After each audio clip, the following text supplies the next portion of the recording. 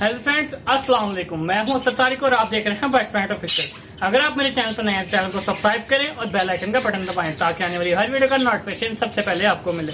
जैसा कि आज मेरी वीडियो का टॉपिक आपने अपने टाइटल में देख लिया होगा कि हम अपने बर्ड्स को बीमारी से कैसे बचाएं। तो जो हमारे बर्ड्स बीमार होते हैं, सबसे जो होता है कि हमारी शेड में बीमारी आती है बाहर से। तो आज मैं आपको तरीका बताऊंगा कि आपकी शेड में बीमारी बाहर से आती कैसी है और अगर आ जाए तो आपने करना क्या है। तो चलिए वीडियो को शुरू करते हैं। वीडियो को लाइक शेयर कमेंट सब्सक्राइब। तो बीमारी का जो सबसे बड़ा मतलब है कि सोर्स जहाँ से बीमारी आती है वो ये है कि गंदगी। कि आप अपने शेड को मतलब अगर सफाई नहीं करते, आपको ये है कि हर हफ्ते बाद या 4 दिन बाद आप अपने शेड की सफाई करें। तो उसका बेस्ट सोल्यूशन भी मैं आपको बताऊंगा कि आपने सफाई करनी है। जिस तरह मतलब मैंने ये दूसरे बर्तन लगाए हुए हैं, मैं आपको दिखाता हूँ। ये वाले बर्तन आप देख सकते हैं कि इनमें ये जाली लगी होती है तो बाजरा वेस्ट नहीं होता, जिसकी वजह से नीचे सिर्फ गंद ही जाता है, बाजरा वगैरह नीचे मेरे शेड में नहीं गिरता। तो इसके लिए मुझे ट्रे सफाई करने में आसानी होती है। तो सबसे पहले तो ये है कि आप अपने जितनी भी ट्रेज वगैरह बर्ड लगी हैं, आप सबसे पहले उन ट्रेज को साफ करें।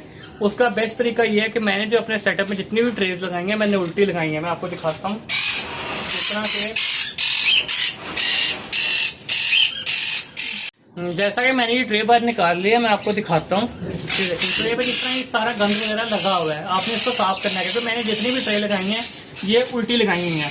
उल्टी लगाई मैंने इसलिए कि ये जो कटिंग वाली जो पेंट वाली दुकान से जो नैला होता है हमें मिलता है, ये पेंट के लिए वो प्लास्टर वगैरह के लिए इस्तेमाल करते हैं, प्लास्टर ऑफ पेरिस लगाने के लिए।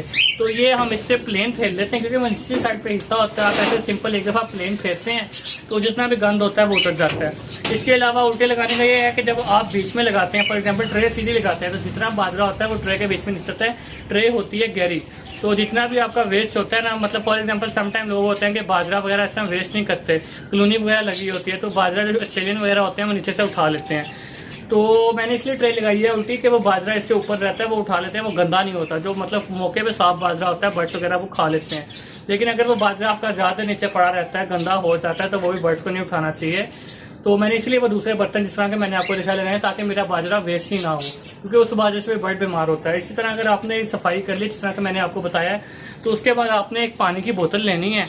ये आपकी 1.5 लीटर की बोतल है। इसमें आपने जो मतलब डिटॉल की बोतल का ढक्कन होता है, आपने इसमें 2 ढक्कन डालने हैं। और जो भी आपकी ट्रे वगैरह आपने साफ की है उस ट्रे पे आपने इसको मतलब इस तरह शॉवर कर देना है। तो मतलब ये डिटॉल एंटी डिसइंफेक्टेंट के तौर पे काम करता है, एंटी बैक्टीरियल भी है, एंटी फंगल भी है। तो मतलब एज अ डिसइंफेक्टेंट ये काम करेगा। आपके शेड में जो भी बीमारी आएगी तो वो बीमारी नहीं आएगी, क्योंकि जैसा कि मैंने आपको डिटॉल का बताया कि डिसइंफेक्टेंट है, तो इससे तो मतलब जितने बैक्टीरिया वगैरह होंगे वो मर जाएंगे। तो आपके बर्ड्स को मतलब इन्हीं ये बैक्टीरिया वगैरह की वजह से मोस्टली डायरिया वगैरह होता है, साल्मोनेला होता है, उसकी वजह से भी काफ़ी मतलब डायरिया के केसेस आपके पास आ जाते हैं। तो इस तरह तो आप सफाई कर लें। फॉर एग्जांपल जिस तरह आज के हालात हैं, मार्केट में डिटॉल भी नहीं मिल रहा, तो उससे भी अच्छी चीज़ क्या है, आपने नीम के पत्ते लेने हैं। आपने 5 किलो पानी लेना है या फिर आप 2 किलो पानी लें, जितने भी आपके मतलब बर्ड्स हैं सफाई के हिसाब से। आपने फॉर एग्जांपल अगर 2 किलो पानी में नीम के पत्ते डालने हैं, आपने 10-12 टहनियाँ डालनी है, तो आपको उसको इतना पकाना है कि उसमें फॉर एग्जांपल 1 किलो पानी बच जाए कि वो फुल मतलब डार्क ग्रीन हो जाए। वो जो नीम का पानी है वो एंटी बैक्टीरियल है, एंटी इन्फ्लेमेटरी है, एंटी फंगल है।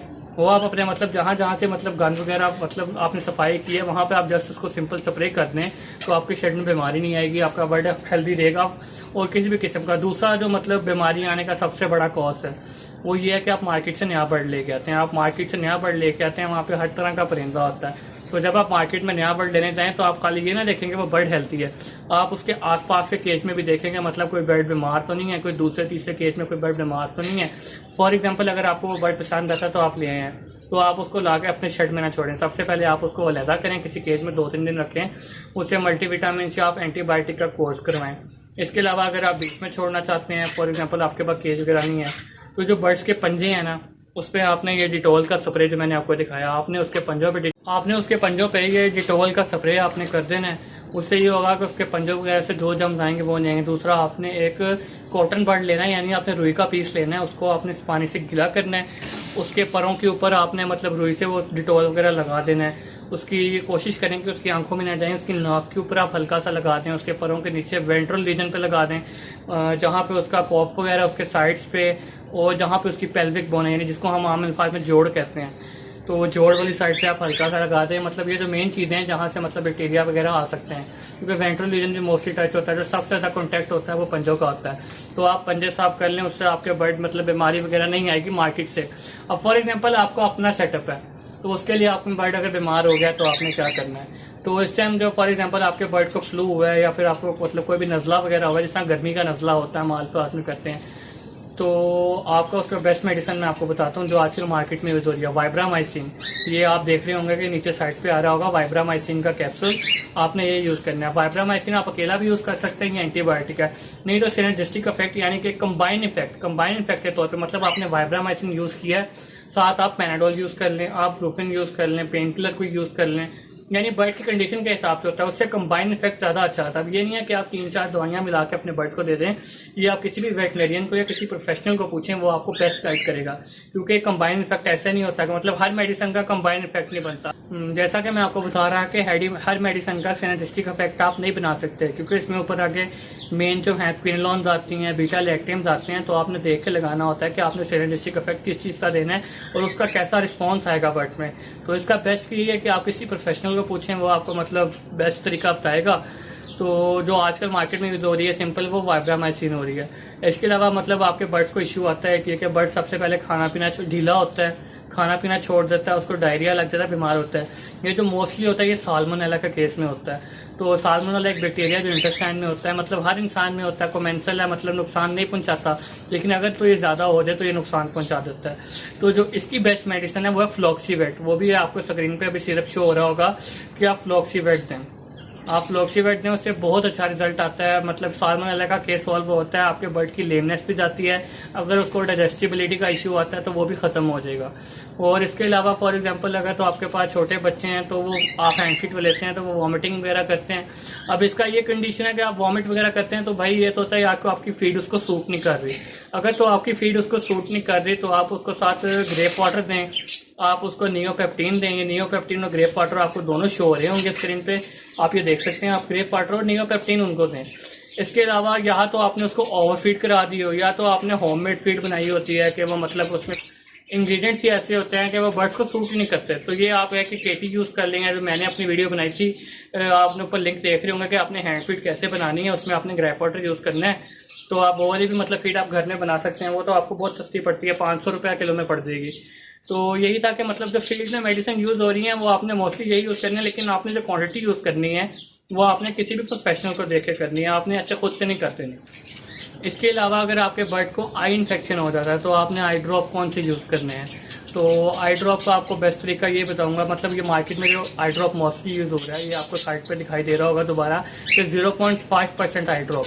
ये आपने मतलब बर्ड्स के हिसाब से होता है। अगर तो आपके पास बड़े बर्ड हैं तो आपने मतलब 2 कतरे एक आँख में डालने। अगर आपके पास ऑस्ट्रेलियन बजीज हैं, लव बर्ड्स हैं, तो आप दिन में सुबह शाम 2 टाइम एक कतरा उनकी आँख में डालें। कॉकटेल्स वगैरह में भी आपने एक ही ड्रॉप डालना है, कंडीशन के हिसाब से होता है कितना डालना है। तो आप ये भी यूज़ कर सकते हैं कि आपके बर्ड का इन्फेक्शन ठीक हो जाएगा। तो आई इन्फेक्शन के लिए बेस्ट ड्रॉप्स हैं आपको, मतलब ये काफ़ी एंटीबायोटिक्स ड्रॉप आप यूज़ करते हैं। या तो सम टाइम होता है कि हमें लगता है बर्ड्स को किसी दूसरे बर्ड ने मारा होता है, आँख स्वेल कर जाती है, तो हमें लगता है कि भाई उसको आई इन्फेक्शन हो गया है। तो आपने देख के चीज़ें यूज़ करनी है आपने। मतलब मैं वही कहूँगा कि आप किसी प्रोफेशनल को पहले दिखाएं, आप उसको फिर दें। आप खुद से कोई मेडिसिन यूज़ ना करें, नुकसान कर बैठेंगे। तो क्योंकि अगर आपको मैंने इसमें पैनाडोल का है, आपका बर्ड बीमार है, आप पूरा कैप्सूल वाइब्रामाइसिन का दे दें, आप पूरा पैनाडोल का दे दें, तो नुकसान उठाएंगे। तो ये है कि आपने डोज के हिसाब से देना होता है। डोज बनाना भी मैं आपको फर्दर आगे जाके बताऊंगा कि आपने डोज कैसे कैलकुलेट करनी है। उसमें बर्ड की ब्रीड भी होती है, उसका बॉडी वेट होता है, उसकी प्रेजेंट कंडीशन होती है, उसके हिसाब से मेडिसिन और डोज दी जाती है। तो आज का टॉपिक यही था कि मतलब आपको प्रॉपर गाइड किया जाए कि अगर आपका बर्ड बीमार हो जाए या गर्मी में एक्सपायर होने वाला हो, क्योंकि गर्मी में मोस्टली आता है। या तो आपके बर्ड को नस्ल है तो आप जो कोल्ड ड्रेक सिरप है, ये कोल्ड ड्रेक सिरप भी आपको साइड पे शो हो रहा होगा, आप वो भी यूज़ कर सकते हैं। इसका बेस्ट सोल्यूशन यही है। तो जैसा कि आज की ये वीडियो थी, मैंने इसमें आपको बर्ड्स का बताया कि बीमारी शेड में आती कैसे है और अगर आ जाए तो आपने क्या क्या ट्रीटमेंट करना है। ये जो मैंने ट्रीटमेंट आपको बताए हैं मार्केट में आजकल फील्ड में मोस्टली यही यूज़ हो रहे हैं। तो आप इसको देखते हुए अपने बर्ड्स का ट्रीटमेंट कर सकते हैं। इंशाल्लाह फर्दर वीडियो में मैं आपकी बाकी अपडेट करूँगा। आप मेरी वीडियो देखते हैं, इंशाल्लाह आपको काफ़ी फ़ायदा होगा और आगे भी मैं आपको अपडेट दूँगा। दूसरा, जैसा कि बड़ी ईद आ रही है तो मैं सोच रहा हूँ कि मैं मंडी की वीडियोज़ भी कवर करूँ। तो आजकल ये जो हालात हैं तो आपको पता ही है तो जिस तरह से मैं मंडी चक्कर लगा रहा है, इंशाल्लाह फर्दर वीडियो में आपको मैं मंडी की अपडेट बताऊँगा, मंडी के रेट्स बताऊँगा, जो बकरे वगैरह उनके रेट्स वगैरह। तो मिलते हैं नेक्स्ट वीडियो में, तब तक के लिए अल्लाह हाफिज़। Like share comment subscribe.